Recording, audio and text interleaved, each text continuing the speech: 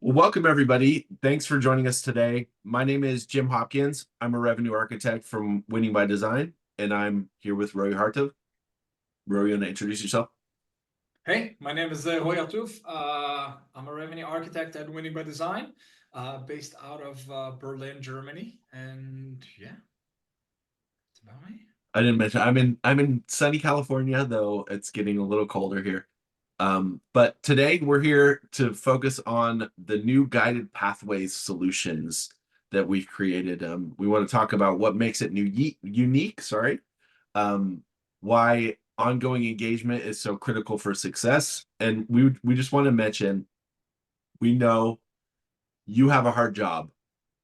We've heard it from our clients. Everyone on this call is likely working harder, doing more with less, as they say. And you all have really ambitious growth goals and have a lot of pressure to achieve those growth goals. So we've heard that from our clients. When your team is smaller, your growth goals are higher. It all comes down to you. The pressure is immense. But we want to be able to help you. We don't want you to have to feel that immense pressure alone. So we went to the drawing board. We developed some new exciting solutions that we want to talk to you about today. Roey's going to kind of go into detail on some of that. So let's dive in. I know most of the people on the call have probably heard of Winning by Design. Um, it's you might have even worked with us as clients or in other capacities, but would love the chance to just kind of intro for those maybe who aren't as familiar. Roey, maybe you could have us give us a little primer. Who is Winning by Design? Yeah, so most people know us as a consulting and training firm focusing on B2B recurring revenue businesses. Um, I think we're famous for the revenue architecture, including the different frameworks and models and the blueprints and the book, with Spiced and Bowtie, and maybe even Jocko being the most popular things that people know us. Earlier this year, we opened our archives and opened our reference library. So basically, all our internal IP, um, our our playbooks, our processes, everything that we um, do with our clients, and made that available through a subscription advisory services. And a critical part of that advisory services is guided pathways, which is what we want to introduce today. Yeah. Before we get into that, maybe we could give a refresher on advisory access pass. It's hard to say. Say it three times. Advisory access pass. We've worked with a few clients on getting that going since we launched it, and I know it's been great so far. So maybe those who didn't see the launch, those who aren't familiar with Advisory Access Pass, maybe you could catch them up. What is Advisory Access Pass? Go in a little more detail there.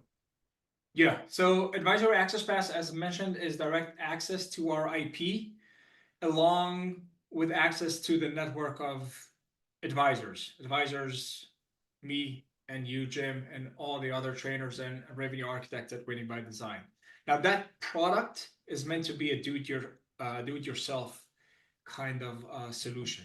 So we know that not all the clients have the budget or the resources or the time or even don't want to engage with a consulting service, right? This is where we say, hey, we still want you to use our processes. We still want to help you. We've seen that successfully implement in different companies, and we want to allow you to use our, everything that we created. Now, on top of that library, we also introduce advisory services. And advisory services, as mentioned, you get on a call, and every time that you have a challenge or an opportunity, you can just quickly get on a call with somebody that is expert in their field. For example, I'm considered the experts on sales process and prospecting processes. Jim, you are our expert for. Marketing. Yeah. I'm a So recovering marketer, is like I like to say. yeah. So when people are our current customers that are using this and want to talk about demand gen, inbound, outbound, all that, to just pick up the phone and talk to you. Now that direct line to the experts significantly reduces the time it takes to implement those processes. Even if you don't have those expertise in-house, you get access to any one of us. And yeah, that's the advisory access path and advisory access path, and with the advisor on top of that. Yeah. Great question in the chat from Brian. He asks, what's the difference between the subscription versus the book? Maybe maybe sounds like what's in the library, maybe that's not in the book. Maybe we could just touch on that real quick. Yeah, a lot of the book has the revenue architecture, the 6 models, and one of the model there is the operating model, and the operating model is by far the most actionable model and framework that we have there. It is actually just a percentage of all the frameworks, the processes, the way we help our customers implement a recurring revenue or revenue factory, as we call it. So in the book itself, it's just like a sneak peek at how we conduct and build revenue factories. But our entire library consists of everything else that we have. So very detailed blueprints and playbooks and capacity and everything that is on the demand gen all the way to the CS part training sessions. If you want to get access to our training sessions in order to run them at your company, it's all there in that library. Yeah. I my dad was an like a real life architect. Like he drew plans for buildings. So I have a little exposure to this. I like to think about it. Revenue architecture book is the architecture, right? The design of the system. And I think our library is really kind of where the kind of construction happens, right? Where it's actually the hardware store with all the studs and the nails and the all the tools for building that building and following that architecture. So there's a lot of stuff there, into the nitty gritty stuff that we built over time and work with clients, stuff that we've kind of researched and put together. So there's a lot of really great detail beyond what the book has to offer. Thanks for that question. Really great point to bring up. So we talked about Access Pass, the availability of the library and access to advisors. And I really love that aspect of Winning by Design, where we're all former operators as consultants or as revenue architects. We've all kind of been in the shoes of our clients and we've worked through some of these issues. But I want to get to from Access Pass, where do then guided pathways fit in? How do those come into the mix, Roy? Yeah, so the library is a do-it-yourself kind of solution. The guided pathways is we do it for you, right? So back into that consulting, we do it for you as experts, but the guided pathways compared to anything else that we deliver is an ongoing support framework, and it is tailored to the client's unique growth journeys.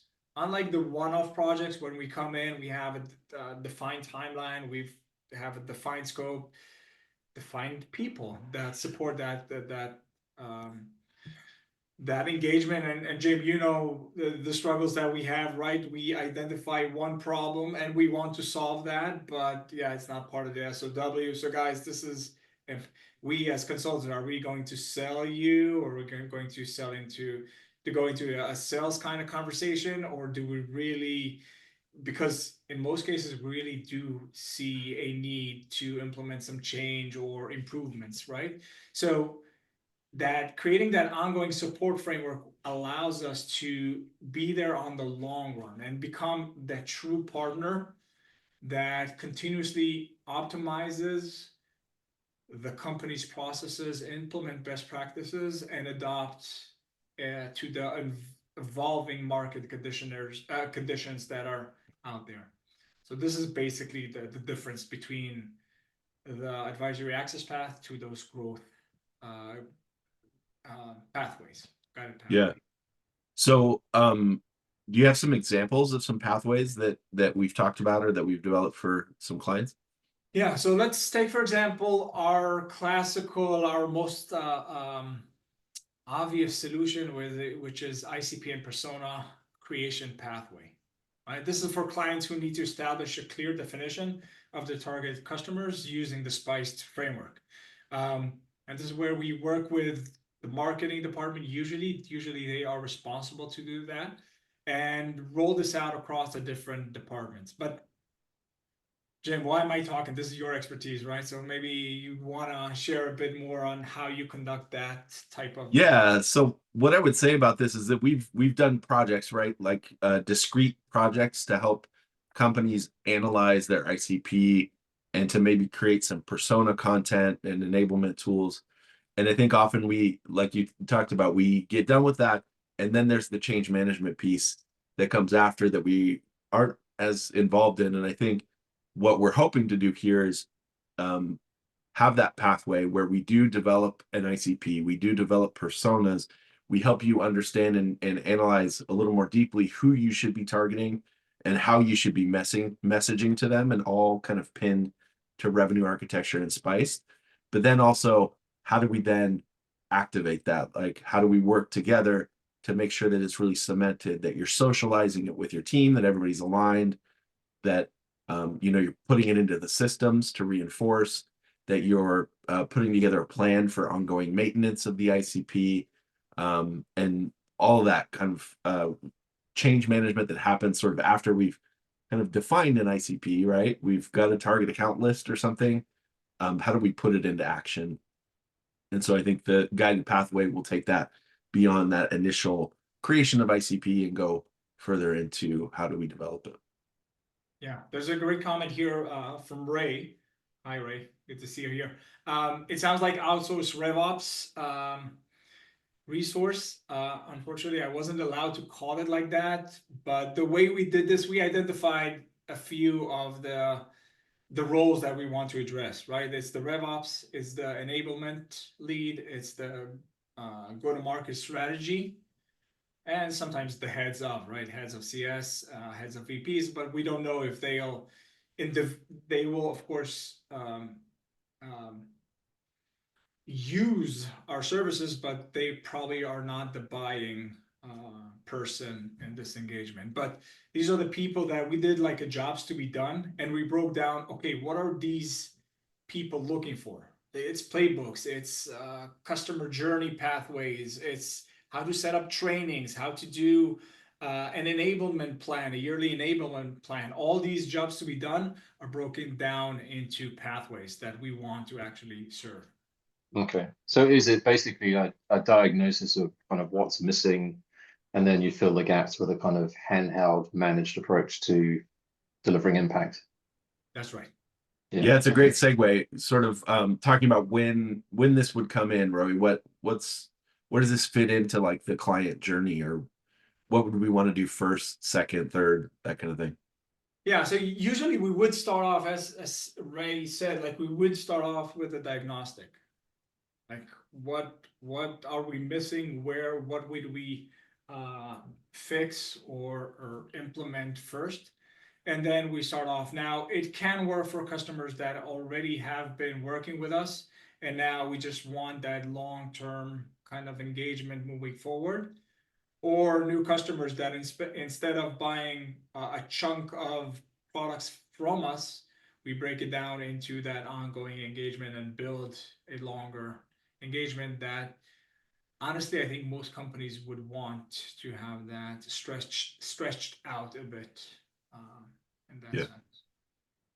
sense. And you kind of touch on that a little bit, but talk about sort of the change management aspect of this and the making it stick aspect, Yeah. and what you've seen with clients and how this addresses maybe a gap that we've had before. Yeah. Let's talk about ourselves. Like, where do our projects with our customers fail? And that, or why do they fail in some cases? And I'll be the first to admit, not every project that we do with our clients is a home run. And that is because change management is difficult. Making our processes, our recommendation actually stick.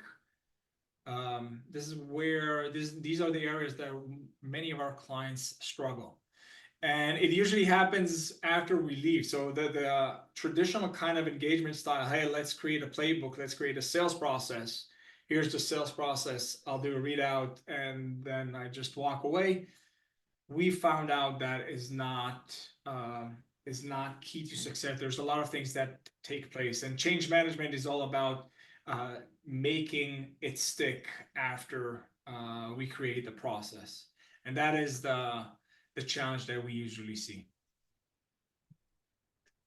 Yeah, I know we've talked a little bit about examples, and we've seen kind of some initial I want to say like wins or impacts that we've had with taking maybe a longer term view, like the initial sparks of these guided pathways solution. So maybe we can talk about a couple of those examples or share Yeah. stories of where we've seen it work better when we kind of get involved in that longer term change management effort. Yeah, or maybe I'll start off with the where do we see, or again, dive deeper into the reasons it doesn't work. So a classical example is that our customers try to do everything all at once, right? And Jim, you and I both worked on those big accounts, those big projects. We want to do a sales playbook and a customer success playbook at once. We want to train the people, and we want to introduce a new ICP definition. Doing all this together, and I have one right now that in Q4 we've decided to start this project. It's messy, right? And our customers have other priorities like selling to customers, servicing customers. So the first challenge that we see is trying to do everything all at once instead of breaking it into smaller chunks. Second thing is capacity. Right, we've all been there. Like they don't have the capacity to implement a scoring system. Jim, we were just on a call yesterday. It's great. We know that we have to do a lead scoring mechanism, but we just don't have the time to do that. I don't have anybody on my team that is able to do that. So that's one. Executive alignment. This is a classical one. Right? We might be serving the head of enablement, but she might not have the executive alignment or even the cross department alignment. So yeah, some departments might be reluctant to change, and this is where taking it slower, getting everybody on board, supporting her throughout selling this internally might require more efforts. But where we do see that is happening or that is successfully implemented is when they do know how to take that to the next level. How, after you design a process, you implement that into the day-to-day practices of not only sending out playbooks, but actually having the individual contributor that is sitting somewhere across the world and they follow the same structure and the same process, how they engage with their customers. How do we implement that into the team? And all that requires into the tools. All that requires creating those comprehensive plans, those rollout plans, and it takes time. It doesn't, this is what I always tell our customers, that the change won't happen overnight. It will take a few quarters until we make it stick. So this is an example where it does work. Yeah, I'm seeing some comments in the chat about the details of the diagnostic, I think is what I'm reading. And I don't know that we're going to go into deep detail on the diagnostic. That's a separate effort or separate solution. We have some other materials that we could share on that, and we could obviously talk to you individually about a diagnostic if you'd like to. But I think the idea there is that we understand from a revenue architecture perspective what's going on with your go-to-market factory, your go-to-market engine, and where the best investments would be. And then we would potentially recommend specific guided pathways to address some of those investments, to make some of the investments in improving the go-to-market engine. But I do think it's a valid question. What are some of the inputs and outputs of some of these solutions? And maybe in particular, since we're talking about guided pathways today, Roy, we could talk about what are the inputs and outputs of the guided pathway solution. How do we maybe get started, or what's necessary from the clients to be able to get it going, and then what do they get as far as deliverables, maybe? Yeah, so same as everything else that we do, we want to co-create this with our customers. So the input is basically them sitting with us in workshops, sharing what is currently working well, what is not working well, for us to build a process based on what they shared with us and what we believe are best practices, and come in and start creating. So let's say we're creating a sales process in a playbook, then we sit down and start crafting that process. At the end of the day, what we deliver usually when we're talking about design is some sort of document that shows what needs to take place, usually around processes, how to implement that into the tools. And that ongoing engagement is where we stick around. First of all, get that executive alignment, then roll this out to the frontline managers and teach them how to roll this out to the individual contributors. We stick around, we create measurement on how the adoption is going. So, for example, how many people are following the process? How much of that information is actually sent back to the CRM or customer success platforms? Once we have that measurement in place, we can come back and do an iteration and see, okay, what we thought and what we created 6 months ago was right, but now when we tested it out, these are the things that we need to adopt in order to make them more accurate or more efficient in the way we work. So having that ongoing alignment, measurement, and iteration is how we create that consistency and ongoing kind of support. Excellent. Thanks. So it's sounding a lot, and I've used this term a little bit, like a growth rhythm, like a rhythm of working together to achieve growth or to get towards growth. And we kind of talked about this already, but maybe where do you see kind of guided pathways fitting into kind of a growth trajectory, right? Like where would you apply guided pathways for startup, scale up, grown up? You know, where along the journey can they start to get some of this involved? Yeah, fantastic. I think it's well suited for organizations that are in that growth mode, of course, not in those stressed kind of situation that Jim, we also sometimes meet those kind of companies, but we're looking at companies that are in that healthy growth mode and need that ongoing support to scale efficiently. Now, we originally designed these pathways for companies that have ambitious target but are struggling with the complexity that comes with growth.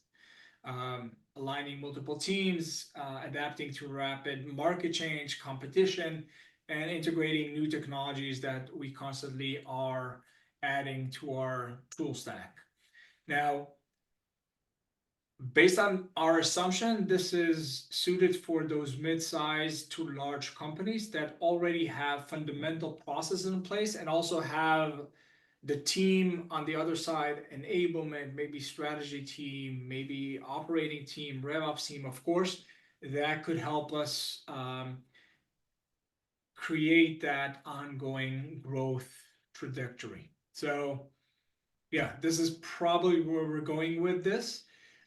We're still trying to see if that can also be applicable to earlier companies, earlier stage companies. We believe that for earlier stage companies, mostly the advisory, the all access pass and the advisory are more suited for them. And that guided pathways are the mid-sized to large companies that we support. Yeah, yeah, makes sense. And there's some, you know, economics involved there, and we tried to make it match accordingly as well. I did see a question earlier in the chat about the cost. We do have a pretty established cost for the advisory access pass. There's a $30,000 annual fee. Again, it's across annual, and you get everything winning by design on your side. You get access to the content, full access to the library, and then you get unlimited advisory from the bench of revenue architects at Winning by Design. So not necessarily just one of us. You can tap any of us. we call it unlimited. Obviously, uh, you know, having us on calls 100% of the time is probably not feasible. But if you think about like regular calls with revenue architects to advise you, to kind of guide you, answer questions, point you to the content in the library that could be helpful and useful for you. So that's $30,000 for an annual subscription and access to the library and advisors. And then, as we've talked about, if you have more than 30K and you need some help kind of managing the change process and helping, getting help doing it rather than doing it yourself, then those guided pathways are a great option. Again, if it's emergency triage, there's options for that, like specific consulting, specific deliverables, and our team can help kind of diagnose what would be the best option for you. But I know we've talked a lot about this in generalities, and I think there's been a link that's been shared to a web page. There's a web page on our site that talks through advisory and guided pathways and some of the features and pricing. Ian can share that in the chat again, maybe in the general chat to direct everybody there. It also has an initial list of the guided pathway topics that we've started with, that we've started to build some content around and had some experience with clients on. But Roy, before we wrap up or before we open it up to more questions, is there anything else you want to kind of clarify about guided pathways or any detail we missed? Yeah, maybe the last point that I'd like to make is that growth is not a one-time event. And this is where probably you and I struggle as the classical consultant coming in. We have an SOW, somebody sold it on our behalf, so we're coming in, we're delivering something and waving back, but you and I know, and all of you guys here on the call actually know that, right? It's a journey. And the guided access path is designed for you guys to have that trusted companion throughout your growth journey. So whether it's scaling team, optimizing the customer experience, or aligning internal processes, the goal is always to ensure that you guys are not solving today's problem, but are ready for tomorrow's opportunities. And this is what we're trying to achieve with this new offering. Well said, Roy. Thanks. I'm sure there's questions. There's lots of questions. We're happy to take some questions with the remaining time. Of course, we would welcome individual conversations with you about guided pathways and what might make sense for you, for your company, for your portfolio companies. But really quick takeaways. Change takes time. It requires consistency and iteration and adaptation. When you're involving people, processes, technology, there's going to be some kind of dirty work that has to be done, right? And we want to design something that allows us to help get in there with you and help do the dirty work. So after the call, our team, Ian, will be sending out an email asking if you'd like more information on either the access pass that we talked about or the guided pathways. All you need to do is reply yes, and we'll get everything you need. We'll get it started for you. We know it's budgeting season coming up soon or already underway. So would love to encourage you to build this in. Pretty affordable to make it kind of a consistent resource that you have to tap into to guide your journey over the coming year. And we can really be that force multiplier for you to take you over the edge. I know that as an operator myself, when I started with Winning by Design and I saw all these tools that were available, I kicked myself for not having gotten involved with them earlier because I built all of this myself, right? Like I tried to do this from scratch myself and I faltered in a lot of ways. And if I would have had these resources to tap into, it would have been just a ton easier. So would love to talk to anybody who's interested about that. And hopefully that didn't come across as too much of a sales pitch, of course, but we're here to help. We love helping. That's our job as consultants.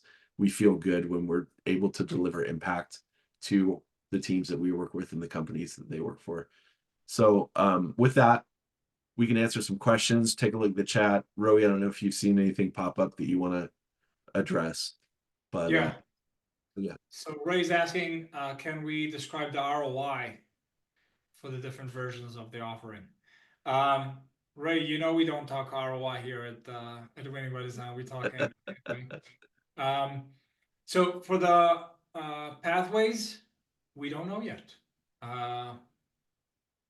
We're just launching it. We believe that that's the right way to go. We believe that we can increase the impact that we provide to our customers just by sticking around and making it stick. So increasing the impact that we're currently delivering. Again, I don't want to throw numbers, but dramatically increase the impact that we provide. And yeah, 6 months from now, probably we'll be able to collect the first use cases and actually quantify the rational impact that we were able to deliver. Yeah, I see a message from Chuck, and I see Betsy chimed in and helped answer it. But talking about non-SaaS companies are they're in recurring businesses that aren't SaaS necessarily. And we've absolutely seen a lot of these principles work for non-SaaS companies. Ultimately, as B2B companies, as B2B businesses, it behooves you to have a long-term relationship with your customers, whether it's for renewals or for repeat purchase or continued expansion.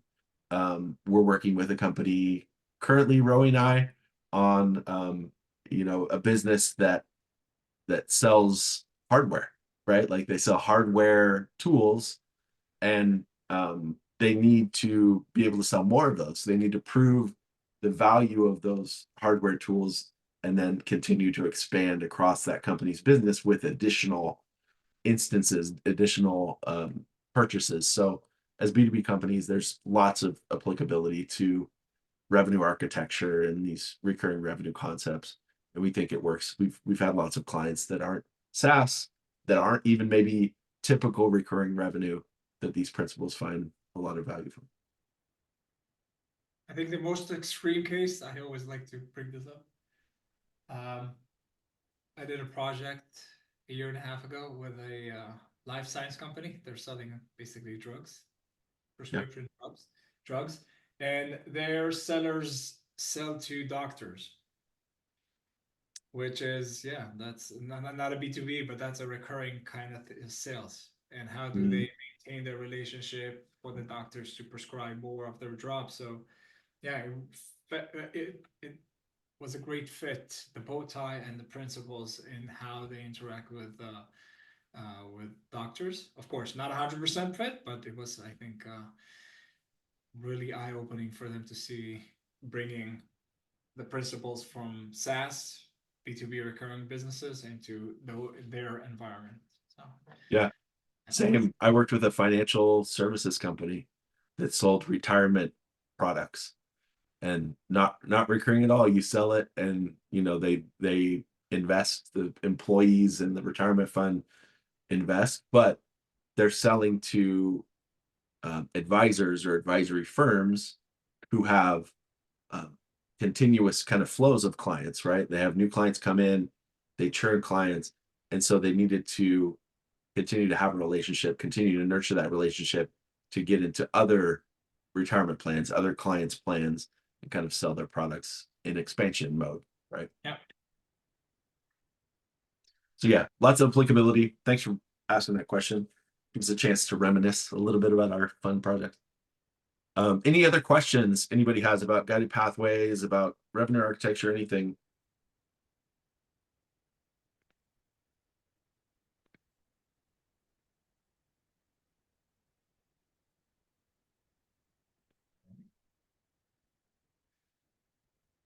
Anybody have any fun jokes?